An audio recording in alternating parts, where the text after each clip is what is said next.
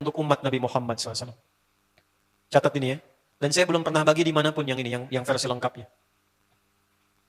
Kalau bisa dilakukan, bukan hanya dosa digugurkan, tapi setiap hurufnya mempercepat terkabulnya doa kita di hadapan Allah Subhanahu Wa Taala. Ya. Ada 2 surah di dalam Al-Quran, yang bila 2 surah ini dibacakan, itu setiap hurufnya dihitung, bisa berpotensi menggugurkan dosa, sekaligus mengabulkan doa-doa yang dimintakan. Sepanjang doa itu baik untuk urusan dunia akhirat kita. Kalau salah satu kurang baik, diperbaiki oleh Allah. Misal, dunia baik tapi akhirat tidak, maka diperbaiki oleh Allah kepada yang lebih baik. Surat pertama Al-Fatihah, surah kedua Al-Baqarah. Ya. Sebelum doa, baca tuh Al-Fatihah sama Al-Baqarah. Tapi Al-Baqarahnya tidak dari ayat yang pertama. Kepanjangan. Cukupkan di ayat 285 sampai ayat 286, 2 ayat terakhir. Hadisnya sahih. Kalau mau dikuatkan, biasanya banyak ulama memasukkan ayat 284. Ada yang sudah masuk ke dalam Ka'bah di sini? Hah? Ini informasi saja. Dan 3 ayat ini, Al-Baqarah 284, 285, 286, itu ayat yang dituliskan di dinding Ka'bah. Itu yang saat berhala dikeluarkan, gambar-gambar dihapus, ya, syair-syair diganti dengan ayat Quran, sehingga jadi kain kiswah Ka'bah di luar. Itu ada sejarahnya. Yang di dalam pun dihiasi dengan hiasan ayat Al-Quran. Di antara yang dituliskan itu Al-Baqarah ayat 284, 285, 286.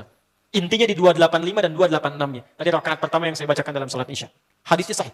Itu spesial malaikat Jibril turun kepada Nabi Muhammad SAW mengabarkan kabar gembira siapa yang membiasakan membaca Al-Fatihah. Ya, kemudian 2 ayat terakhir di Al-Baqarah dari amanar rasulu sampai fangsurna 'alal qaumil kafirin, tidaklah dia membacakan itu kecuali setiap hurufnya dijaminkan mengabulkan doa-doa yang dia mohonkan sepanjang benar doanya dan tidak diselimuti maksiat. Ini maaf ya. Ini saya minta maaf dulu nih. Kalaupun Anda benar doanya khusyuk sampai nangis, tapi ada selimut maksiat dalam permohonan doa itu pengabulannya mental lagi. Hadisnya sahih. Thumma dzakara ar-rajula yutilu as-safara أشعث أغبر يمد يديه إلى السماء فيقول يا رب فقال رسول الله صلى الله عليه وسلم أن يستجاب لذلك فمطعمه حرام مشربه حرام ملبسه حرام وغذي بحرام فأن يستجاب لذلك رواه مسلم. Nabi mengisahkan seorang lelaki menempuh perjalanan jauh, awas, menempuh perjalanan panjang untuk ketaatan, itu mempercepat doa dikabulkan 2 kali lipat dibanding orang biasa. Makanya kalau ada orang mau ke Mekah umrah, mau haji, titip doa. Ada yang mau beasiswa ke Madinah, ke Mekah, ke Al-Azhar, ke Mesir, titip doa. Saya biasanya kalau mau berangkat umrah, Ustaz titip doa, ayo tulis banyak tuh. Nggak saya baca. Saya simpen aja, ntar dekat Ka'bah, ya Allah engkau maha mengetahui. Ya. Mohon kabulkan semua doa-doa ya dari teman-teman jamaah yang dititipkan dalam kertas yang telah mereka tuliskan itu. Simple Pak, daripada capek kita bacakan satu-satu. Dan alhamdulillah biasanya ya insya Allah terkabul. Insya Allah. Itu perjalanan jauh. Nah orang ini menempuh perjalanan untuk sekedar berdoa. Safar. Ya, safar yang baik. Kemudian yang kedua, yamuddu yadayhi ilas sama. Dia mengangkat tangannya ke langit. Ini saya tidak bermaksud mengajarkan ya, cuma menunjukkan prakteknya begini nih. Ada yang bisa bantu saya nggak? 1 orang maju. Cepat. Yang depan aja, depan. Jazakallah khair. Mohon pegangkan mic sebentar. Makasih ya. Lihat sini. Gini. Nah, jazakallah.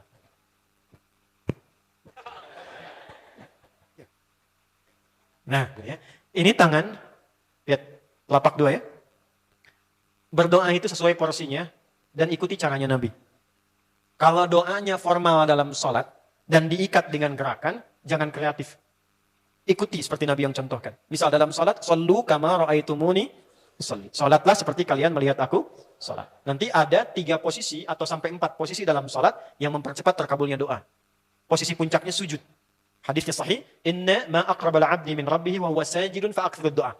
Keadaan terdekat antara hamba dengan Rabbnya adalah saat sujud, maka perbanyak doa saat sujud. Tangannya posisi sujud begini, menempel. Jadi enggak usah begini. Oke? Begini. Nah, ini di luar salat. Di luar salat kalau berdoa tangan begini. Lihat baik-baik ya. Ini kitabnya agak banyak, bahasanya panjang, saya berikan yang simpelnya saja ya. Baik. Ini kan teman-teman telapak yang kanan yang kiri ya. Padukan begini. Ya. Lalu setiap Anda kan pasti punya garis yang kanan dengan garis yang kiri. Ada kan? Itu membentuk keseimbangan. Ini bukan ilmu otak-atik ya. Ini ada sanadnya nih. Pertemukan 2 garis itu sehingga seimbang tangan ini. Tuh. Ini masalah sederhana tapi poinnya penting sekali. Sudah? Cara yang pertama begini. Ini di luar salat dan bukan dalam posisi saat istisqa, saat minta hujan. Begini, sudah pertemukan. Lalu letakkan sejajar dengan dada di sini. Ya. Jadi kalau dada itu, ini posisinya, ini nahar di sini. Ini ada rongga dari bagian atas dengan perut, ada rongga kosong. Nah ini yang disebut dengan sodrun di sini.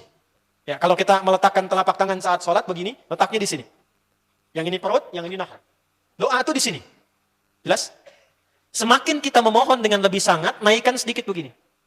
Sudah? Kalau istisqa, minta hujan, agak lebih tinggi ke atas. Nah ini cara mengangkat yang standar di sini. Untuk memohon. Jelas? Oke, jazakallah khair.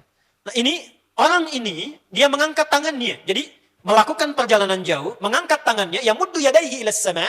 Orang yang berdoa dengan mengangkat tangan, itu dijawab doanya oleh Allah lewat keterangan Nabi SAW, itu bisa al-kamakala 2 kali lebih cepat dibandingkan dengan orang yang tidak mengangkat tangan saat berdoa. Jadi Anda cuma sekedar doa dengan mengangkat begini, itu lebih cepat potensi dijawabnya dengan mengangkat doa. Ada seorang bertanya pada Nabi SAW, hadis sahih, ya Rasulullah, bagaimana pendapatmu dengan seseorang yang meminta kepada Allah dengan mengangkat tangan atau kamakala? Lalu Nabi mengonfirmasi bertanya balik, bagaimana kalau ada seseorang memohon kepada Anda dengan mengangkat tangannya? Pak, tolong Pak, tolong Pak, tolong. Gitu kan? Di depan rumah Anda, 1 jam begitu Pak, tolong Pak. Kira-kira Anda beri atau tidak? Beri. Minimal kalau Anda nggak punya kemampuan, Anda referensikan atau beri sesuai kemampuan Anda kan? Angkat tangannya. Dia jawab, saya malu kalau nggak ngasih. Apa kata Nabi? Innallaha hayyun karimun. Allah itu lebih punya sifat peka untuk merasakan malu pada hambanya kalau dia tidak memberi ketika hambanya mengangkat kedua tangannya. Nah, nanti ada beda-beda posisi saat khatib Jumat misalnya 1 begini untuk khatib. Makmum mengangkat 2 tangan.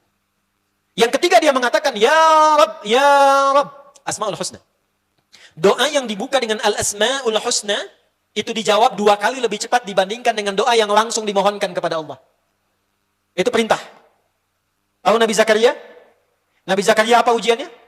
Diuji oleh Allah, hidup demikian lama sampai rambut memutih, fisiknya letih, istrinya divonis secara medis, maaf, monofos dan mandul. Kata medis gak mungkin punya keturunan. Maka beliau berdoa kepada Allah dan dalam doanya dimulai dengan Al-Asmaul Husna. Sebelum sampai ke doa itu di Ali Imran ayat 38 sampai 39, buka dulu Quran surah 17 Al-Isra ayat 110. Ini perintah langsung dari Allah. Qulidullah, awid'ur rahman. Ayyamma tad'u falahul asma'ul husna. Quran surah ke-7 ayat 180. Walillahil asma'ul husna fad'uhu biha. Fad'u biha. Qul Allah, kalau engkau punya masalah hambaku dan tidak ada di dunia ini yang tidak punya masalah. Quran surah kedua ayat 155. Wala nabluwannakum bisyai'. Setiap yang hidup itu aku pasti akan uji dengan masalah. Itu kata Allah. Jangan disimpan sampai di situ, teruskan.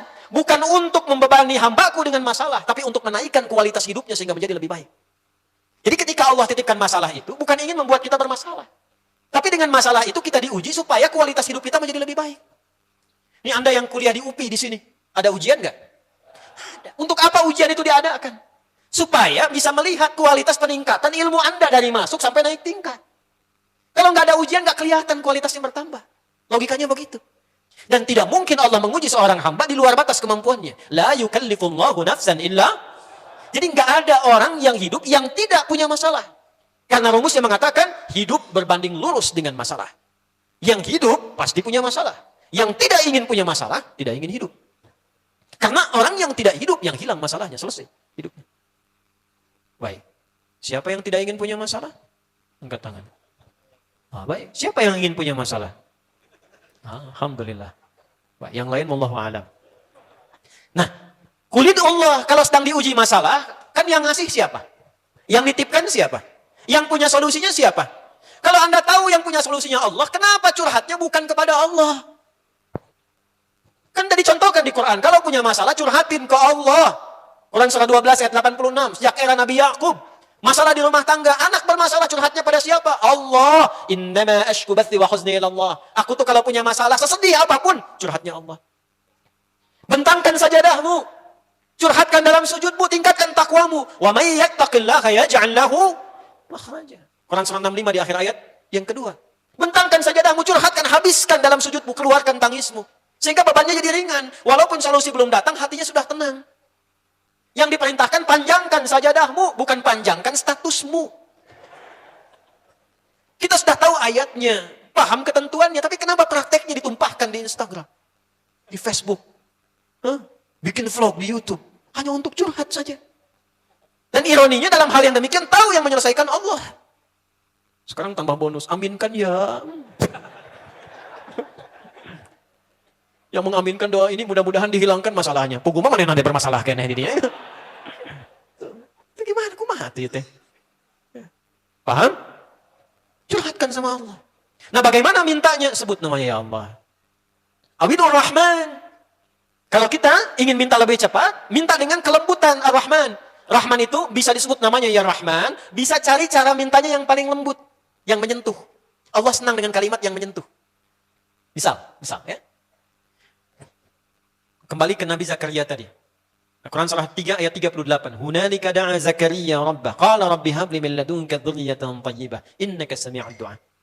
Ya Allah, hamba-hambamu itu telah menghukumi aku dan istriku tak akan mungkin punya keturunan. Sedangkan engkau yang maha pemberi tanpa punya batasan. Mereka mengatakan istriku punya keterbatasan. Maka aku memohon kepadamu yang pemberianmu tak ada batasan. Mohon ya Allah, anugerahkan keturunan dari sisimu saja ketika mereka mengatakan tidak mungkin itu punya. Sungguh engkau yang maha mendengar doaku ya Allah. Perhatikan, kalau kepada yang maha mendengar saja tidak terkabulkan, mohon tunjukkan kepadaku saat ini dengan cara apa lagi dan kepada siapa lagi aku mesti memohon.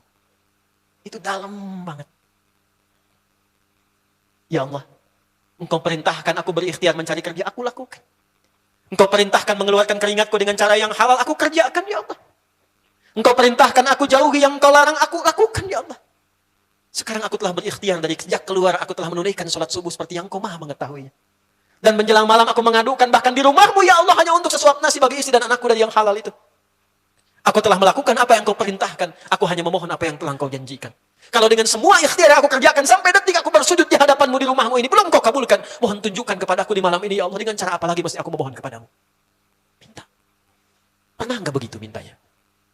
Itu Rahman.